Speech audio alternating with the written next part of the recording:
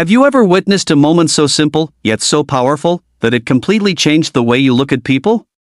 Well, stay with me until the very end, because what you're about to hear is not just a story, it's a lesson in kindness, humanity, and the invisible bridges that connect us all. It began on an ordinary evening in a quiet, cozy restaurant in a bustling American city.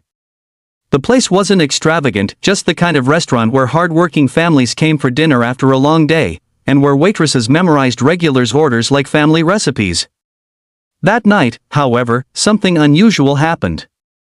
A woman walked in who immediately drew attention.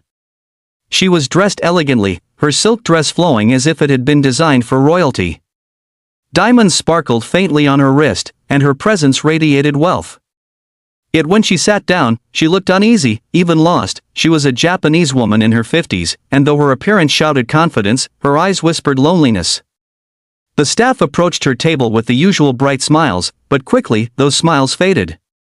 She tried speaking, but it was clear she didn't know English. Words stumbled from her lips, soft and polite, but no one understood. The waitress assigned to her table tried her best with gestures, pointing at the menu, speaking slowly, repeating herself louder, as if volume could build a bridge where language failed. Still, the woman's face only grew more confused. Other customers began to whisper. Some chuckled unkindly, others rolled their eyes, impatient with the delay. Minutes passed, and the tension grew heavier.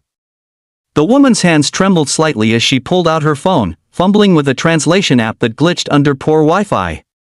She looked around, her cheeks turning red, not from anger, but from the sting of humiliation.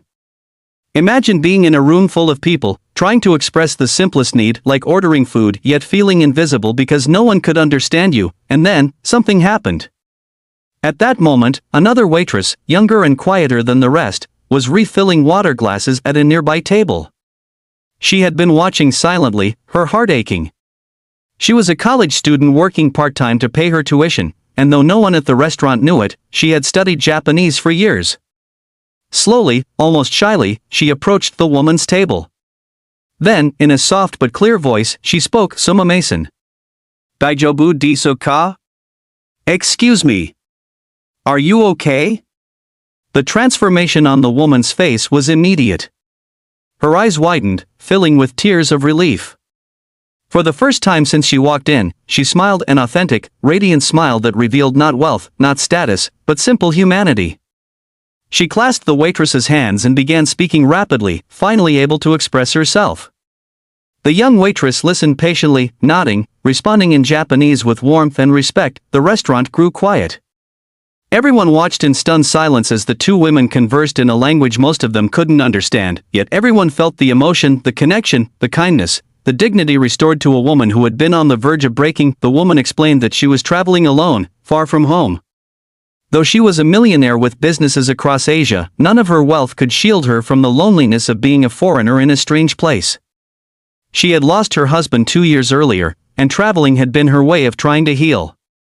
But moments like this, moments of being misunderstood, dismissed, or laughed at, reminded her just how alone she really was. The waitress listened with empathy, her own eyes wet with tears. She shared that she, too, often felt invisible, working long shifts, juggling studies, struggling to belong in a city that never seemed to notice her sacrifices. In that moment, two women from completely different worlds, a millionaire and a waitress, found a bridge through language and through shared humanity. The millionaire insisted on thanking her. After finishing her meal, she asked to see the manager. Everyone braced for a complaint, but instead, she praised the young waitress for her kindness. Before leaving, she pressed an envelope into the girl's hands. Inside was not just money, though it was more than enough to cover a year of her tuition, but also a handwritten note in Japanese that kindness is the greatest wealth. You gave me back my dignity tonight. Never forget your worth. The young waitress stood frozen, overwhelmed. The entire restaurant, once filled with whispers and judgment, now buzzed with admiration.